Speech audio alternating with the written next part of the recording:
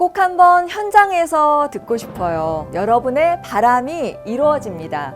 답답한 삶에 답을 드리는 올포원 6주년에 여러분을 초대합니다.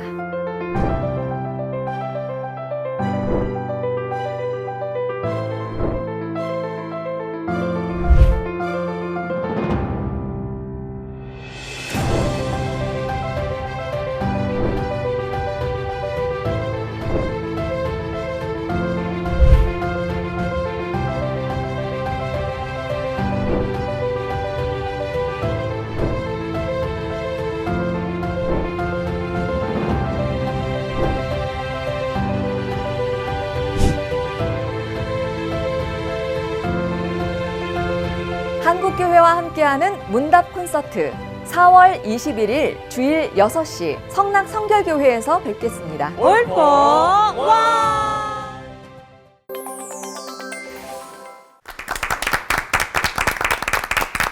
여러분의 삶 속에서 신랑 되신 예수님은 어떤 분이신가요? 나를 따르려거든 자기를 부인하고 십자가를 지고 따르라고 하신 그 말씀을 우리가 얼마나 따르고 있는지 생각해 보게 되는데요. 이번 부활절에 네 분의 목사님과 함께 올포원에서 나누고 싶은 그런 이야기거든요. 맞아요. 예수님은 늘 낮은 곳에 계셨잖아요. 저 역시도 사실은 해가 거듭될수록 신앙의 연조가 생길수록 더 낮은 곳으로 가야 되는데 참으로 자연스럽게도 높은 자리, 편안한 곳 추구하게 되는 제 모습 참 부끄럽게 생각을 합니다. 네. 예. 높은 자리를 잡고 이게 따라가는 마음들은 참 누구나 마찬가지인 것 같은데 예수 믿는 사람들일수록 잘 돼야 돼. 라는 생각들에 조금 사로잡히기 때문에 맞아. 오히려 예수님을 부인하게 되는 상황들이 많이 생기지 않나라는 그런 묵상을 또 부활주의를 맞고 많이 묵상하게 되더라고요. 네. 맞아요. 나를 부인하고 주님을 따라야 하는데 반대로 주님을 부인하고 내 생각을 따르고 세상을 따르고 이렇게 맞아요. 하는 사람 차마 저는 아니에요라고는 아니라고는 못하겠는 그런 상황입니다. 네. 아니 다들 예수님을 따르긴 하죠. 근데 자기를 부인하고 십자가를 지라 요 대목에서 좀 걸려요. 왜냐 넘어지잖아요.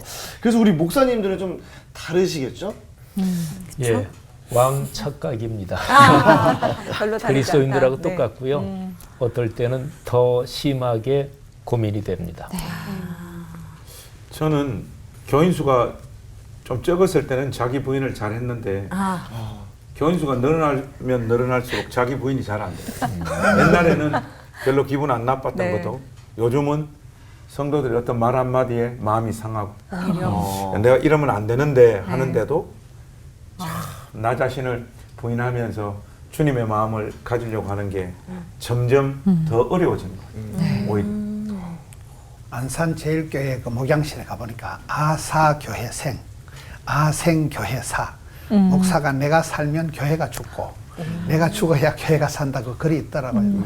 갈수록 자꾸 이제 목회자가 이렇게 권위가 되고 중심이 되고 이래 돼야 교회가 부흥되는 것 같고 뭐가 목사님 권위가 서는 것 같은데 저도 그게 좀 어려운 것 같아요. 내가 빨리 죽어야 예수님이 살고 교회가 살고. 네. 그리고 올포원 시청자분들이 안 보던 분이다라고 새 얼굴 소개를 좀 해드려야 될 것 같은데 저희가 오랜 기다림 끝에 모셨습니다. 올포원 식구가 되어주신 강남중앙침례교회 최병락 목사님. 첫 답변이 무척 궁금해지는데요. 예. 이렇게 뵙게 돼서 너무 반갑고요. 네. 첫 번째부터 무거운 주제를 받기는 했습니다만 네. 자기 부인. 성경에 보면은 선한 일은 노력을 해야 되는 거고요. 죄는 노력 안 해도 짓게 되기 때문에 왜 우리는 자기 부인을 이렇게 열심히 노력해야 되는가. 가만히 있으면 옛사람으로 돌아가기 때문에 바울이 그렇게 치열하게 사망의 법과 생명의 법 사이에서 늘 사망의 법이 이긴다는 것처럼 네. 아마 자기 부인은 노력하지 않으면 저절로 그 자리에 가 있기 때문에 주님이 강조하신 게 아닌가 그렇게 생각합니다. 네. 자, 그렇다면 세상에서 가장 아름다운 자기 부인의 삶을 사신 예수님의 자기 부인은 우리의 삶과 어떻게 연관이 되는지 설교를 통해서 먼저 들어보고 알아볼까 하는데요. 세 분의 설교를 먼저 들어보도록 하겠습니다. 지영훈 목사님부터 시작해 주시겠습니다.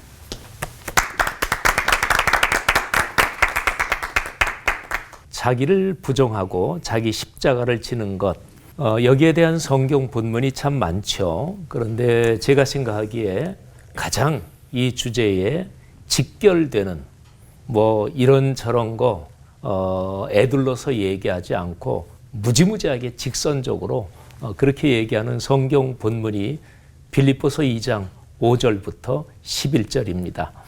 우리 그리스도인들이 잘 아는 성경 구절이죠. 너희 안에 이 마음을 품으라. 곧 그리스도 예수의 마음이다. 5절은 이렇게 시작합니다. 근데 6절에 아주 중요한 단어가 나옵니다. 예수 그리스도 그분은 하나님과 동등한 분이십니다. 그런데 하나님과 동등한 그것을 본인이 취할 것으로 여기지 않으셨다. 근데 취할 것, 우리 한글 번역으로도 명사로 번역이 됐죠. 내가 취할 어떤 물건. 근데 이게 헬라어 원어를 직접적으로 번역하면 강도들이 약탈한 약탈물을 뜻해요. 킹 제임스 버전에서는 라버리, 그래서 약탈물로 번역했고, 그러니까 한번 생각해 보세요. 예수 그리스도께서 선한 사마리아 사람 비유의 이야기에서 강도 만난 상황을 말씀하시잖아요. 이 빌립보서 2장 5절 이하를 묵상할 때는 강도 만난 상황을 생각하시면 좋습니다. 그러니까 예수님은 본인이 본질적으로 하나님과 같은 분이세요. 근데 그거를 가장 강하게 이거 내 거야, 가장 강하게 주장하는 방식은 무엇일까요? 강도가 뭐를 약탈해서 이거는 내 거야, 뭐 이러는 게 아닐까요? 근데 헬라어 원어가 그런 뜻이에요. 그리고 이렇게 보면 2장 7절에 아주 중요한 단어를 우리가 더 잘 이해할 수 있습니다. 자, 그분은 자기를 비우셨습니다. 스스로. 이 비우다는 헬라어가 케노오라는 말이에요. 케노오. 근데 이 말이 강도가 어떤 것을 약탈하다 이런 뜻도 가지고 있어요. 그럼 2장 6절하고 이게 일맥상통하게 흐름이 흐르잖아요. 그러니까 예수님은 자신을 약탈하셨습니다.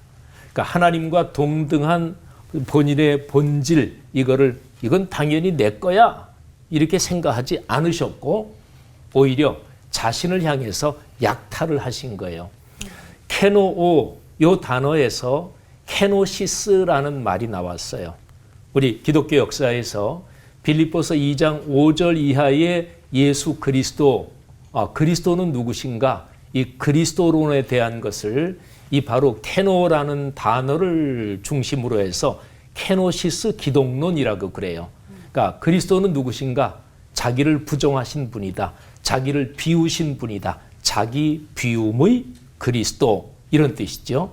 근데 헬라어 바로 그 약탈하다 그거를 좀 사용해서 표현을 하자면 자기를 약탈하신 그리스도.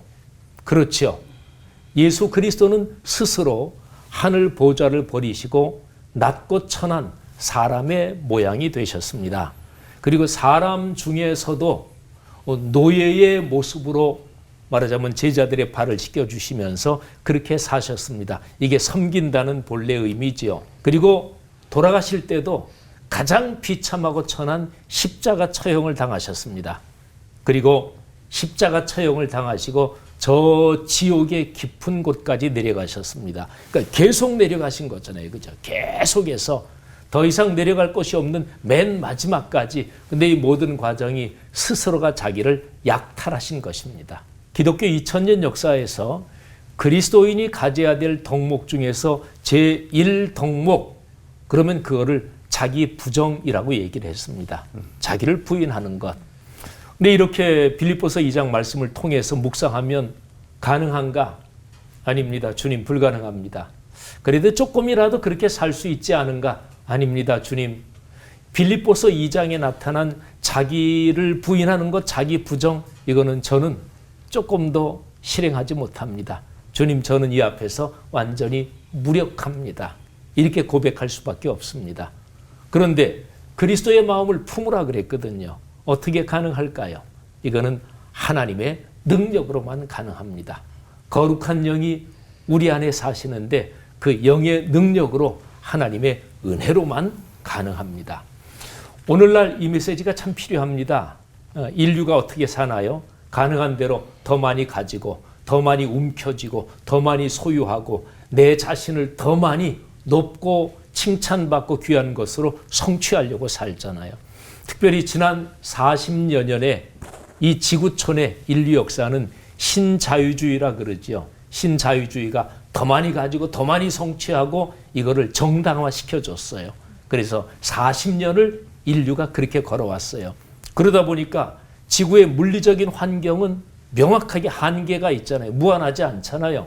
그러니까 이 지구 행성 전체가 이러다가는 다 죽는다.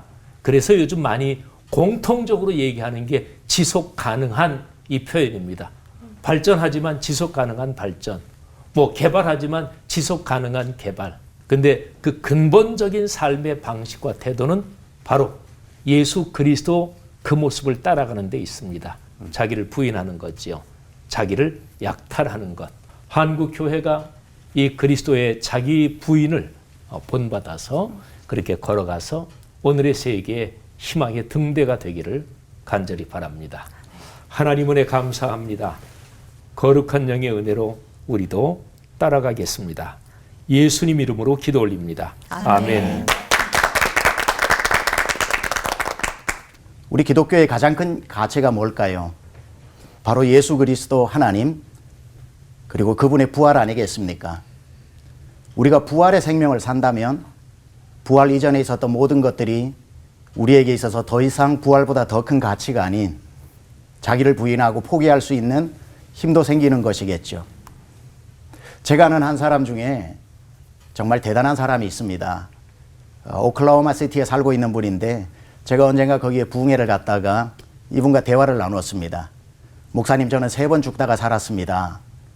비행기 헬리콥터 조종사인데요. 한 번은 마약 소탕을 위해서 아파치를 몰고 콜롬비아 마약 소탕을 갔다가 박격포에 맞아 죽을 뻔하다가 살았습니다. 한국에 와서는 또 헬리콥터를 몰다가 남북 그 경계선에 떨어져서 겨우 구출되었습니다. 결정적인 게 1995년 4월 19일 미국의 911 이전에 9.11 사태 이전에 있었던 가장 큰 테러인 정부 청사 오클라호마 시티 테러 사건에 680명의 사상자를 만들어냅니다. 이분이 그때 그 건물에 있었던 겁니다. 그 폭파되어지고 무너진 건물 사이에 기어서 나와 살았습니다. 3번을 죽음을 맞이하고 거기서 살아나다 보니까 이제 이 세상에 가치 있고 소중한 게 아무것도 없더랍니다. 자기의 생명은 이제 하나님께 속해 있다면서 저에게 그런 간증을 하더군요. 우리의 삶의 최고의 가치인 부활을 만나고 나면 그토록 어려운 자기 부인도 가능한 것 같습니다.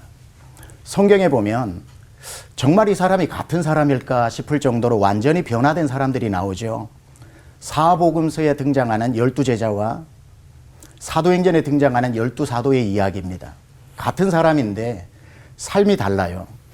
사복음서에 나오는 12제자는 자기를 부인하지 못해 예수를 부인했던 사람입니다. 근데 희한하게 사도행전에 가면 예수를 위해서 자기를 부인하는 사람이 되고 맙니다. 무엇이 자기를 부인하지 못했던 사람이 자기를 부인하는 사람으로 만들어내었을까? 사복음서와 이 사도행전 사이에는 큰 하나의 사건이 있죠. 예수님이 부활하신 겁니다. 부활하신 예수님을 눈으로 보고 났더니 그 외의 모든 것이 믿어지는 거예요. 사복음서에서는 예수님을 따라다니지만 이분이 하나님의 아들일까? 진짜로 이분이 다시 부활하실까? 그리고 다시 재림하실까? 예수님이 그렇게 말씀을 하셔도 의심했던 그들이 진짜 말씀하신 대로 부활하신 것을 보고는 부활이 사실이라면 나머지 말씀하신 모든 것도 사실이 아니겠는가? 아, 이분은 하나님의 아들이 분명하구나. 내가 이분을 위해 생명을 걸어도 좋겠다. 그때부터 그들은 더 나은 부활을 위해 자기의 모든 것을 부인하면서 예수 그리스도의 부활을 힘있게 증거하는 모습으로 사도행전에 등장합니다. 여러분, 부활은 단지 추상적으로 일어난 사건을 쓴 게 아닙니다. 유진 피터스는 일상 부활을 살다라는 책에서 이런 멋진 표현을 씁니다. 우리는 부활을 믿는 것이 아니라 부활을 사는 존재라고. 단지 예수님 부활하셨다는 것을 관념적으로 믿는 게 아니라 우리의 삶에 진짜 부활한 것처럼 내 삶으로 살아내는 것. 하루하루 일상이 우리 얼굴만 보고 삶에 대한 태도만 보고서도 야, 저 사람 보니까 예수 무덤에 있지 않고 부활했어. 그렇지 않다면 저 사람이 저 절망 가운데 저렇게 희망차게 살 수 있는가? 우리의 모습을 부활의 증인으로 살아내는 것이 중요하겠죠. 우리가 잘 아는 이야기지만 마틴 루터가 종교개혁을 하다가 실망을 하고 그 난관에 굉장히 낙심해 있을 때에 그의 아내인 캐트린 루터가 상복을 입고 나타나서 놀란 남편이 누가 죽었냐고 물으니까 하나님이 죽었다고. 여보, 그게 무슨 말이에요? 하나님이 돌아가시다니. 하나님이 죽은 게 분명해요. 당신의 모습을 보니 하나님이 죽은 게 틀림없어요. 하나님이 살아계시다면 당신이 이렇게 절망할 수 없어요. 그 말을 듣고 난 뒤에 마틴 루터는 하나님이 살아계신데 내가 왜 절망하는가? 다시 힘을 얻고 그 위대한 종교개혁을 계속 이어나갈 수 있었습니다. 사람들은 우리를 보고 예수의 부활의 진가를 판정할 겁니다. 당신을 보니 아직 예수가 죽고 무덤에서 부활하지 못했다. 절망할 때 절망하고 낙심할 때 낙심하는 그 모습이야. 누군들 못 보여주겠습니까마는 절망할 수밖에 없는 순간에 소망을 가지고 낙심되었을 때에 다시 일어나는 그 모습을 보고 예수가 무덤에 있지 않고 부활했구나. 우리의 살아가는 부활의 증인의 삶은 단지 예수 그리스도의 부활의 사건을 우리가 전하는 것이 아니라 부활을 살아내는 것. 우리가 부인하지 못했던 것들을 더 나은 부활을 우리의 믿음으로 받고 부활의 삶을 살아가는 것을 보면서 영원한 부활을 내 삶으로 만난 사람은 사소한 일에 자기 부인이 이루어질 수 있다 생각합니다. 오늘도 힘든 일을 만나면 부활을 묵상하십시오. 그리고 부활을 살아내십시오. 살아계신 하나님이 여러분 속에서 계속해서 역사하실 것입니다. 하나님 아버지 감사합니다. 더 나은 부활을 묵상함으로 말미암아 우리 안에 여전히 살아계신 하나님으로 인해 우리가 부활을 매일매일 살아내는 부활의 증인 되게 하여 주옵소서. 예수님의 귀하신 이름으로 기도드려 싸움나이다. 아멘. 사복음서를 여러분들이 자세히 읽어보시면 특히 마가복음에는 길이라고 하는 단어가 굉장히 많이 나와요. 우리 주님께서 또 실질적으로 길 위에서 제자들에게 하나님 나라의 복음을 가르치셨더라 하는 내용이 많이 나옵니다. 그리고 이 길과 밀접한 관계가 있는 쫓다, 따르다 라고 하는 동사를 우리 주님께서 마가복음에서 유독 많이 사용하세요. 한마디로 마가복음에서 지금 좀 강조되어지고 있는 메시지는 예수님께서 가신 그 길을 누가 따라 걷는 자인가? 이것을 근본적으로 묻고 있다고 볼 수 있죠. 그러면 예수님께서 걸어가신 길이 어떤 길입니까? 하나님이신 그분께서 인간의 몸을 입고 이 세상 가운데 오셨습니다. 우리와 같은 자리로 오셨습니다. 이것은 사람이 다른 사람 보고 개, 돼지 이렇게 이야기하면 자존심이 상하고 상대방이 화를 낼 수밖에 없습니다. 왜? 사람이라고 하는 복된 존재를 개나 돼지라고 불렀기 때문이죠. 이거보다 더 낮고 낮은 자리로 내려온 사건이 뭡니까? 하나님이신 예수님께서 인간의 몸을 입으신 거예요. 그리고 우리 주님께서는 이 세상 가운데 오셨어도 얼마든지 자기를 증명할 수 있는 능력을 펼쳐 보이는 방식으로 하나님의 일을 완성하실 수 있는 분이셨습니다. 그러나 그런 방식으로 하나님의 일을 이루지 아니하시고 십자가를 지고 죽는 모습으로 하나님의 뜻을 성취하고 이루셨습니다. 쉽게 말해 예수님께서 우리에게 따라오라고 하는 그 길은 자기를 부인하는 길이죠. 그런데 우리 주님께서 걸어가신 이 자기 부인의 길을 우리가 따라가려고 하니까 잘 안 됩니다. 이게 쉽지가 않습니다. 그런데 자기 부인의 길이 쉽지 않아서 그 길을 걸어가지 못하면 걸어가지 못하는 것으로 끝나지 않아요. 자기를 증명하는 삶을 살게 되어지는 거예요. 반대로. 이게 우리 삶의 딜레마입니다. 우리 시대 많은 신자들이 이런 식의 고민과 갈등들이 많은 이유가 뭘까를 곰곰이 한번 생각을 해봤어요. 근데 언제부터인가 우리 프로테스탄트, 개신교 강단이 자기 부인을 강조하는 이 기풍에서 자기를 실현하고 자기를 증명하라는 쪽으로의 메시지가 강조되어지기 시작을 했어요. 그래서 우리 시대 신자들도 역시 아름다운 몸매나 건강한 어떤 심리 상태를 가지는, 그리고 자기의 인생에서 자기의 꿈을 성취하고 이루는 자기 실현의 가치에 함몰되어져서 자기 인생을 경주하고, 그것이 하나님의 이름을 동원해서 자기 인생 가운데 성취하고 이루는 것을 기독교 신앙이라고 고백하는 지경까지 와버렸어요. 이러다 보니까 우리 모습 속에서 자기를 부인하는 모습들이 나타나지 않는 것이죠. 여러분 모습 보니까 좀 어떻습니까? 제가 참 부끄러운 고백인데, 수련회를 인도하러 갔어요. 밤에 잠을 잤는데 겨울인데 난방이 안 들어오는 거예요. 강사방에. 그래서 1시까지 이를 악물고 버텼어요. 도저히 추워가지고 살 수가 없는 거예요. 그래서 관계자한테 전화를 했어요. 새벽 1시에. 난 너무 춥다. 죽을 것 같다 하니까, 목사님 방법이 없습니다. 그냥 주무십시오 하더라고. 그래서 뭐 당사자한테 화를 낼 수는 없지만은 전화를 끊고 난 다음에 10원짜리 100원짜리 혼자서 좀 했습니다. 그러면서 저 마음에 1차적으로 드는 마음이 뭔가 하니까, 내가 이래봬도 올포원에 나오는 목사인데 아니 강사를 이런 식으로 대접하나, 이런 마음이 확 들더라고요. 여러분 이 모습이 뭡니까? 차라리 올포원 안 나와서 텔레비전 안 나오는 목사 됐으면 어쩌면 그때 그 삶을 넉넉하게 수용하고 넘어갔을 거예요. 언제부턴가 마음이 높아진 거예요. 저도 제 삶을 보면 저 자신을 부인하는 삶의 열매들이 나이를 먹으면 먹을수록, 목회를 하면 할수록 점점 없어져 가는 것 같아요. 여러분들 이런 거 다 보면 자기 부인의 길을 목회 여정을 통해서 걷는 것이 아니라 자기를 실현하고 자기를 증명하는 쪽으로 나도 모르는 사이에 삶이 그렇게 흘러가고 있는 모습이지 않겠습니까? 근데 딜레마가 하나 있어요. 아무리 이를 악물고 자기를 부인하려고 해도, 자기를 복종시키려고 해도 낮아지기가 어렵고 잘 낮아지지 않고, 쉽게 말해 자기 부인이 잘 되어지지 않습니다.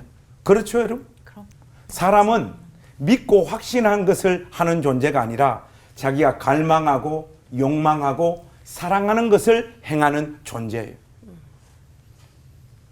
자기가 사랑하는 게 있으면 그걸 행하는 존재라고요. 그런데 이 사랑이라고 하는 것은 다이렉트로 바로 사랑이라고 하는 감정이 생기지 않습니다. 반드시 습관이라고 하는 길을 통해서만 사랑하고 욕망하고 소원하는 자리로 가는 거예요.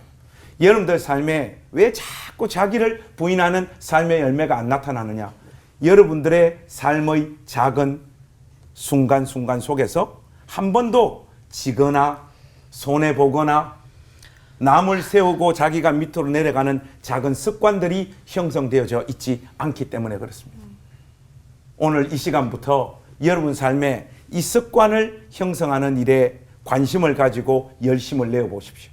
그러면 어느 순간 여러분 마음에서 자기를 부인하고자 하는 욕망과 갈망하는 마음들이 생길 테고, 그것이 여러분들 삶 속에서 주님 가신 그 길, 그 자기 부인의 길로 여러분들 역시 걷게 되어질 겁니다.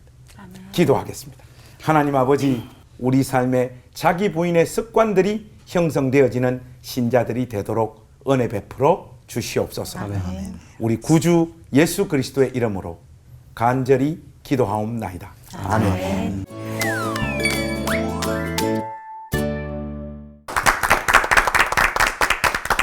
자기 부인은 우리 그리스도인들이 비우고 또 나누고 그렇게 부활신앙을 실천하는 것이다 라는 설교 말씀 들으면서 우리의 지금 현재를 좀 생각해 보게 되는 그런 시간이었습니다. 예수님께서 우리에게 말씀해 주시는 것 같은 그런 설교 3편을 들었는데요.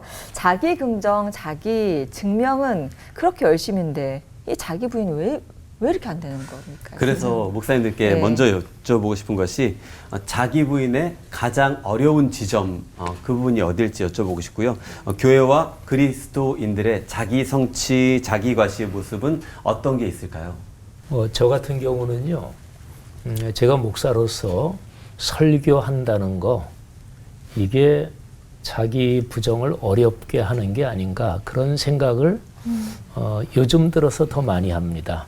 그러니까 설교라는 게 하나님의 말씀을 잘 묵상하고 연구해서 말씀을 대언하는 건데, 전통적으로 말하면 뭐 설교를 설득 또는 뭐 여러 가지로 표현하지만 전통적으로는 하나님의 말씀을 대언하는 건데, 그러니까 설교자의 심리가 내가 지금 하나님의 말씀을 대언하는 거야. 근데 성경 그대로 읽고 끝나진 않잖아요. 해석을 하고 그러잖아요. 그러니까 하면서 목회자, 설교자가 생각하기에 성도들의 삶의 모습에서 설교자가 또 되게 담임 목사가 주일 설교를 하니까 담임 목회자가 성도들이 안 따라올 때 왜 그러지? 근데 요 지점에서 주님의 뜻하고 내 자신이 끌고 가고 싶은, 이끌어 가고 싶은 목회 방향하고 이게 동일시될 때가 많은 것 같아요.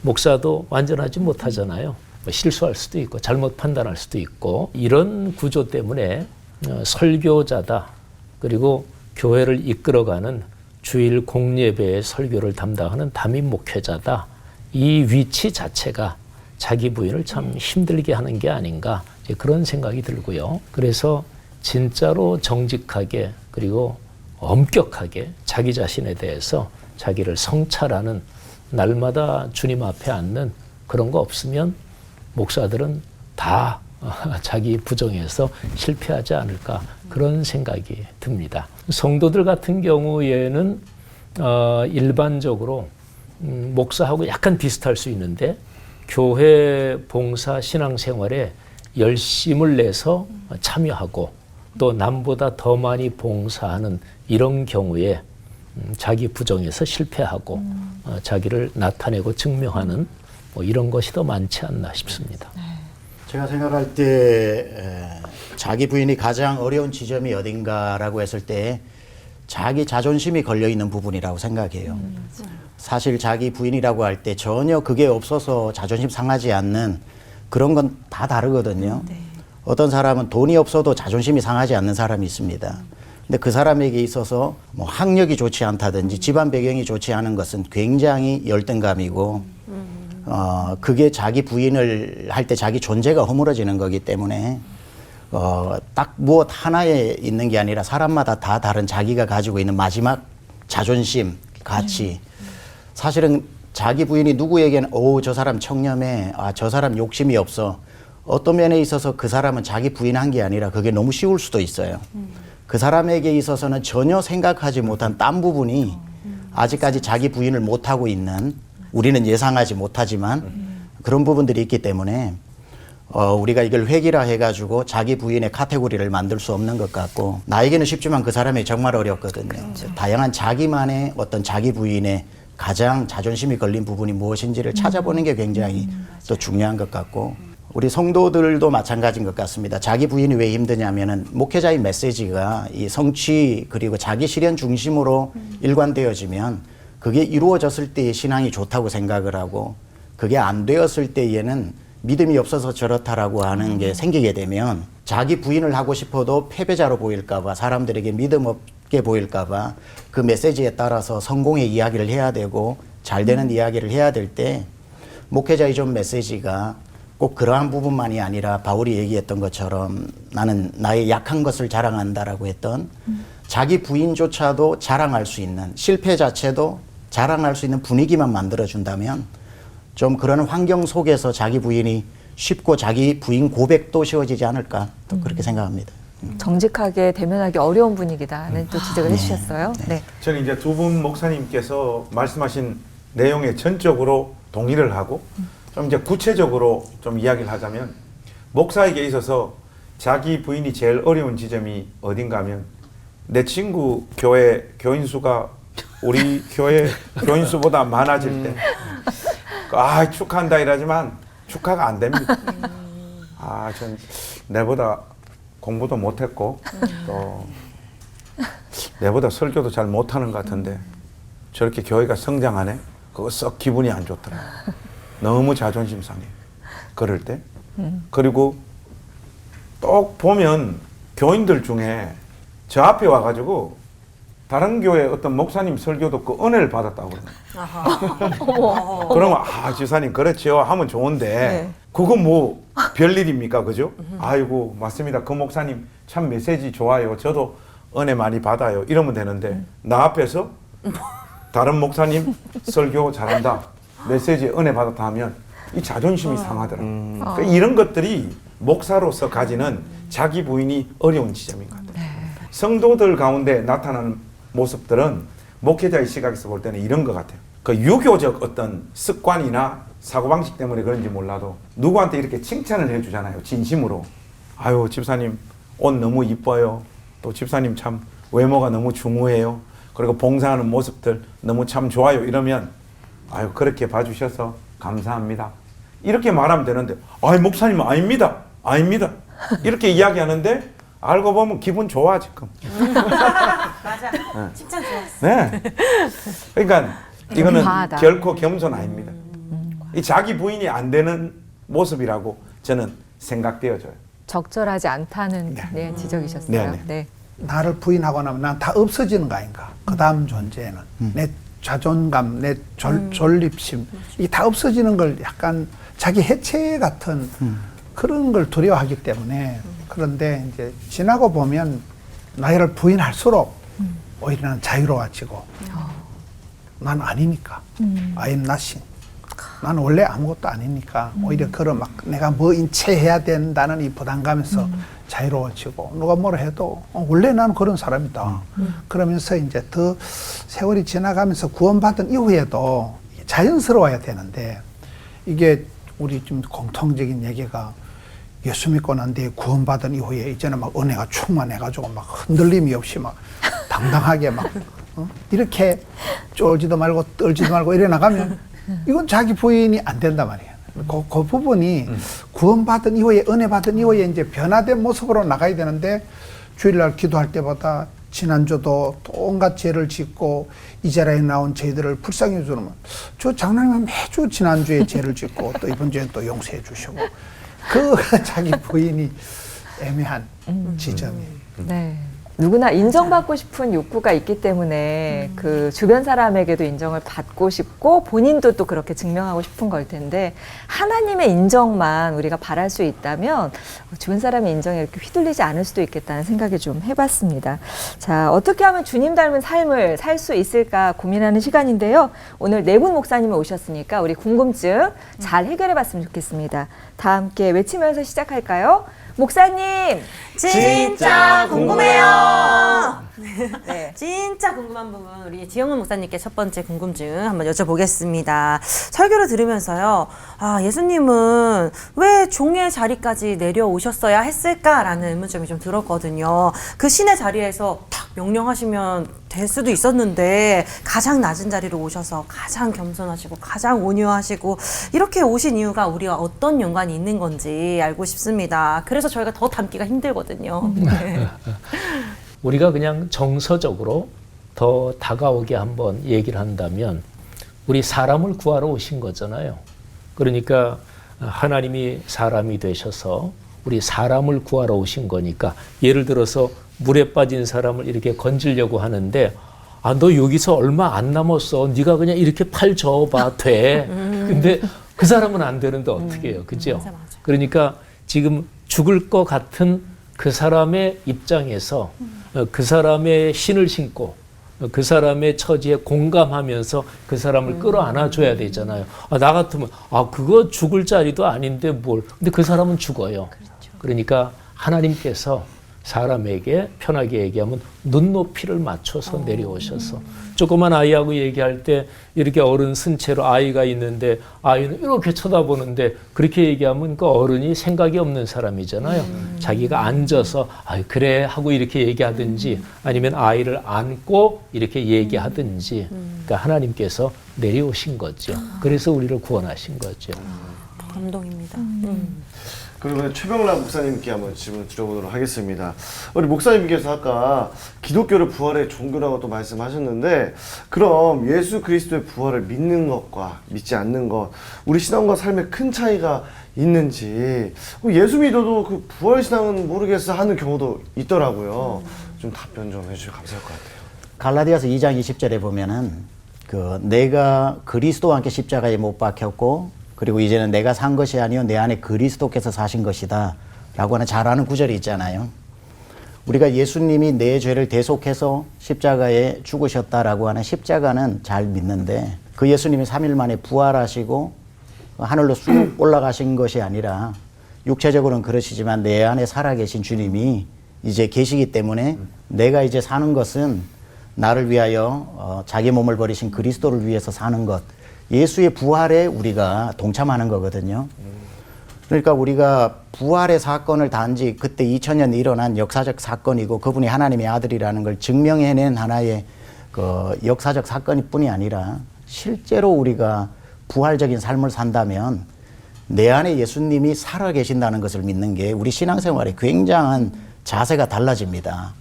그래서 많은 경우 성도들을 봐도 아무리 부활에 대한 예수님이 무덤에 계시지 않고 살아서 당신과 함께 있습니다 그래도 부활을 확실히 믿거나 그분이 살아 나와 함께 하신다는 부활신앙이 없으니까 자꾸 무덤에 있는 예수님을 믿더라고요.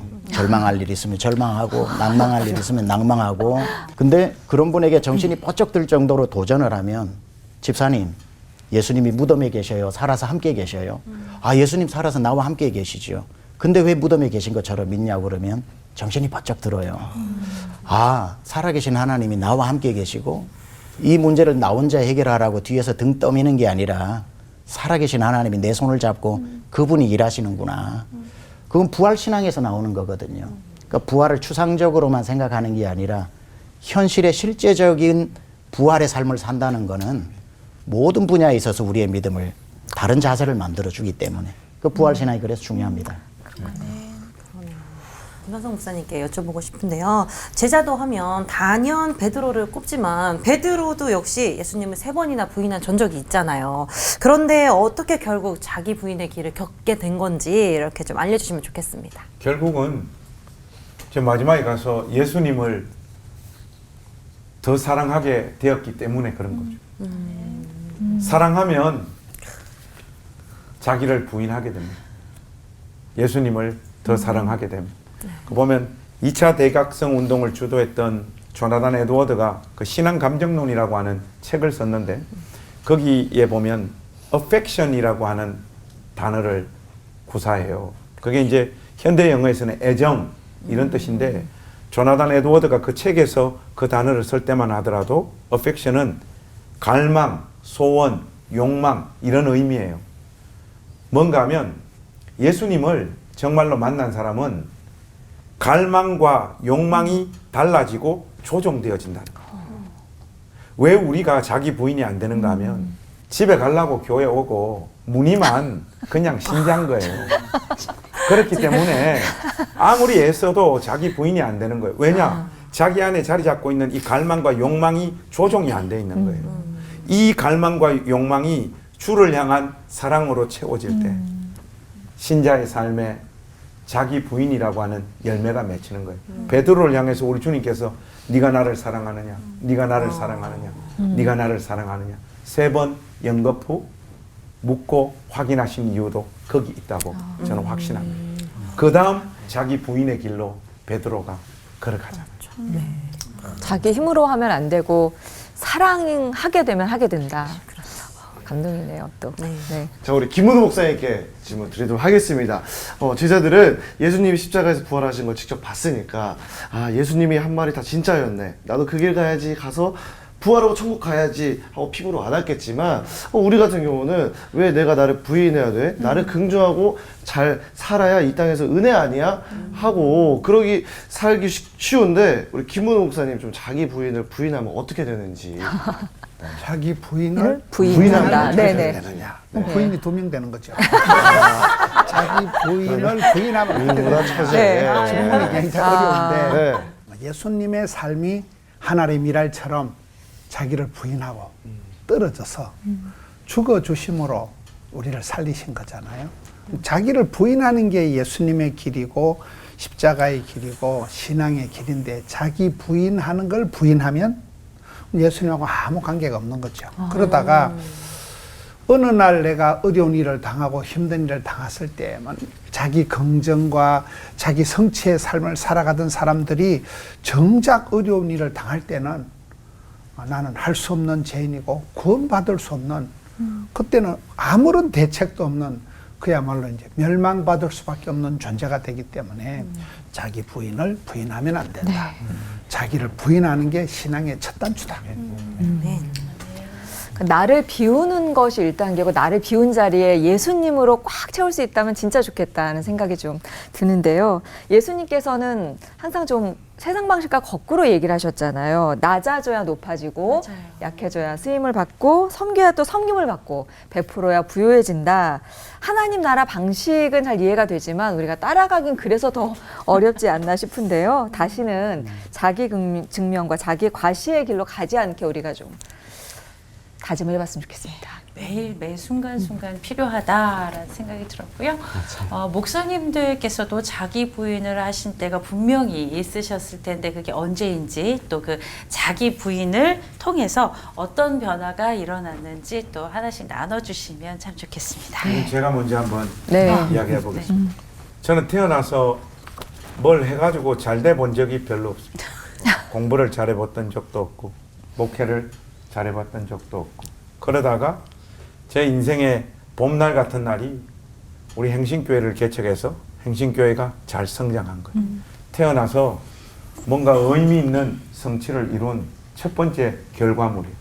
제 인생의 봄날과 같은 날이었어요. 거기서 목회하는 날들. 점점 목회는 안정돼 갖고 잘 됐죠.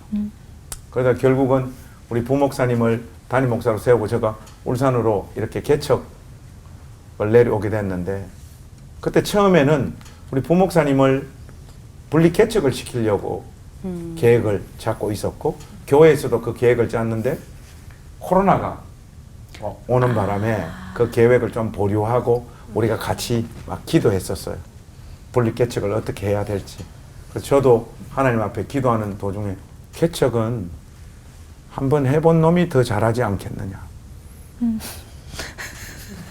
이런 마음을 하나님께서 주시더라고요. 그때 저희 입에서 나왔던 첫 마디 사탄아 물러간다. 지금 장난하나. 태어나서 뭐 해가지고 처음 잘 되고 잘 됐는데. 이 결과물인데 이거는 그냥 내가 강박을 느껴서 그런 것 같다 했는데 계속해서 기도했어요. 기도했는데 그때 그 책을 안 읽었어야 되는데 헨리 나우엔의 소명과 관련한 책을 읽었었는데 거기에 그 기가 막힌 문장이 있어요. 욕망은 상향성의 삶을, 소명은 하향성의 삶을 추구한다. 읽었던 그 책이 심장에 와서 콕 박히더라고요. 결국 정말 저도 인간적으로는 행신교회를 내려놓고 우리 부목사님을 담임 목사로 세우는 게 쉽지 않았습니다. 담임 목회직을 내려놓는 것도 만만치 않았지만은 그 정들었던 사람들하고 이별하는 게 너무너무 큰 고통입니다. 주님은 떠미시는 것 같은데 나한테 왜 이러시나 하는 그런 마음으로 어쨌든 우여부여 저는 울산으로 이렇게 가게 됐어요. 결과적으로 자기 부인의 길인데 결국은 양쪽 교회가 다 잘 된 것 같아요. 행신교회는 행신교회대로 더 성장하고 또 울산의 나전당 교회는 나전당 교회대로 교회가 세워져서 성장해 가고 있고 눈앞에서는 자기를 부인하는 그 길을 걸어가면 목사님 말씀하셨듯이 내가 해체되고 내가 아무것도 안 남고 내가 죽을 것만 같지만 정작 하나님께서 가라고 하시는 그 길을 갈 때 우리가 예상하거나 기대했던 것보다 훨씬 더 큰 은혜가 성장이 성숙이 그 가운데 기다리고 있다. 이런 말씀 좀 드리고 싶습니다. 근데 저도 비슷한 얘기가 있어서 그러니까 저는 독일에서 한 30수년 전에 유학할 때 마르틴 루터 이제 종교 개혁자 그분의 글을 읽는데 그분이 썼던 이런저런 글들이 나중에 다 모아져서 책으로 출판될 때 그때 루터가 거기에 서문을 썼어요. 근데 루터가 그 서문을 쓰면서 무슨 얘기를 하냐면 내가 여기에 쓴 모든 글은 사람들을 하나님의 말씀인 성경으로 안내하는 역할을 하기를 바란다. 만일에 그러지 않고 내 글 자체가 더 돋보이거나 사람들을 성경으로 안내하는 역할을 하지 못한다면 내가 쓴 이 책에 있는 글이 전부 다 책상 밑에 어디 구석에 처박혀서 잊혀지기를 원한다. 근데 제가 거기에 감동을 받았어요.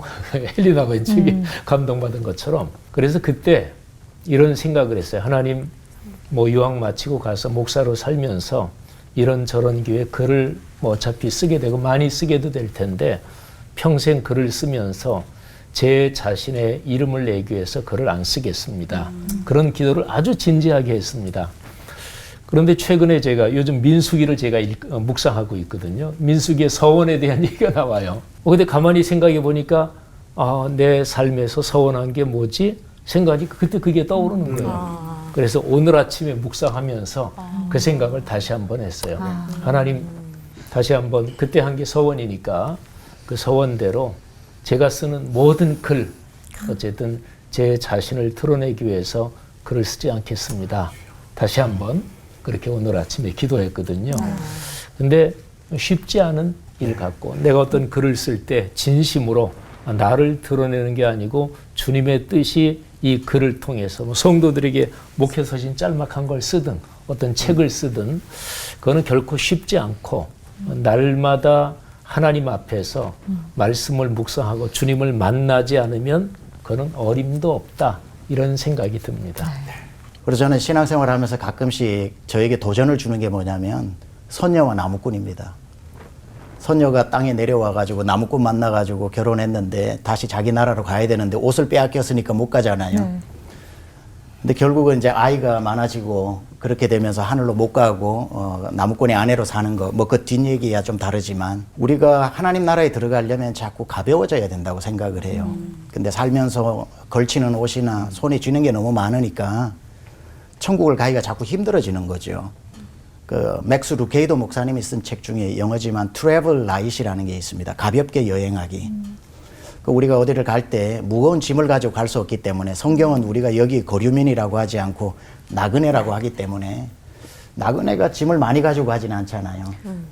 그러려면 가지고 싶은 거 좀 내려놓고 그리고 내 것도 좀 내려놓고 할 때 훨씬 더 우리가 천국에 가는데 좀 수월하지 않을까 그렇게 생각하고 이런 표현 써도 될 것 같아요.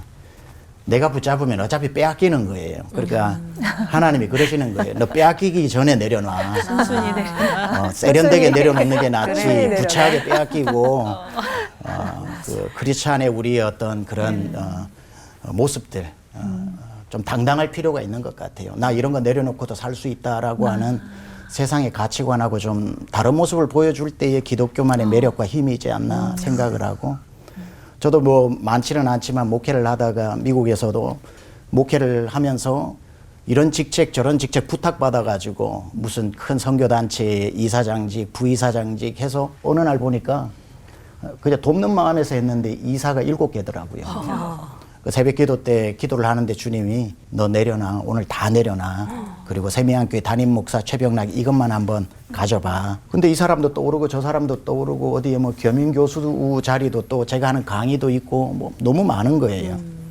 근데 주님을 이길 수는 없으니까 새벽 예배 마치고 오전 내내 한 4시간에 걸쳐서 7군데인가 장문의 이메일을 보냅니다.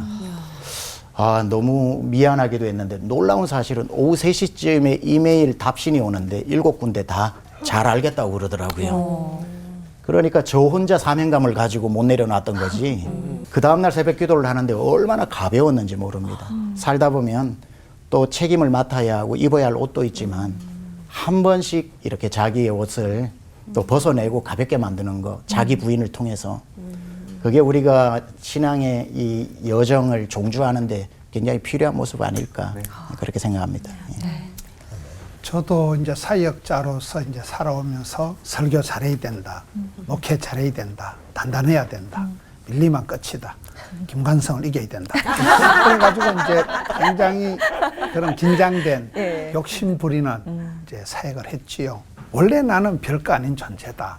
그러면서 내가 막 억지로 이렇게 잘난 체 하려고 하는 그 부담감을 내려놓고 그냥 내 모습 이대로 날 것으로 이렇게 해보니까 굉장히 일단 내가 편한 거야. 내가 일단 그 부담감, 그 어떤 거칠에, 체면칠에서 내가 좀 자유로워지고 그다음에 이제 설교를 하면 제가 이래 설교할 때는 굉장히 사투리 많이 쓰고 욕도 세리 해버리고 이러면 이게 훨씬 더 은혜가 되는 거예요. 막 성도들이 굉장히 그 저의 망가진 모습, 집구석 스토리 이런 걸 들으면서 교인들이 제가 아주 신학적으로, 철학적으로, 교육적으로 이렇게 설교할 때보다도 훨씬 더 은혜를 받고 막 솔직한 이 와담, 아주 야 저런 인간을 음의 하나님 이러면서 이제 그 어떤 설득력이 네. 내가 나를 내려놓고 내가 나를 부인할 때가 메시지나 감정이 더 쉽더라고요.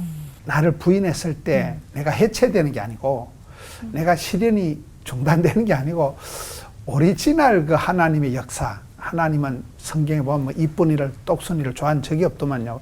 과와 가부와 약간 거시기한 것들을 하는 그 거시기한 것에 내가 들어가는 것에 자기를 부인하는 내 생모습이 나오니까 내가 나를 부인 안 했으면 얼마나 난 내대로 힘들고 교인들은 저 엉터리를 듣는다고 얼마나 힘들었겠나 하는 오히려 저를 자유롭게 한 그게 자기 부인이라고 봐요. 있는 그대로의 자유로움을 또 보여주셨습니다. 예수님께서 시험에 들지 않으려면 깨어서 기도하라 하셨는데 목사님들 말씀을 들으면서 오늘도 깨닫게 되는 거 삶에 적용해 봤으면 좋겠고요. 네 분의 목사님을 모시니까 은혜의 깊이와 넓이가 조금 더 풍성해지는 그런 느낌이 들었습니다. 주님을 따르는 삶이어서 더 복된 부활절인데요. 그 어디서도 맛볼 수 없는 그 부활신앙의 은혜를 기억하면서 오늘 힘차게 살아갈 수 있도록 끝인사 외쳐보도록 하죠. 나를 부인할수록 가득 채워지는 은혜로 하나 되는 시간 올보 와!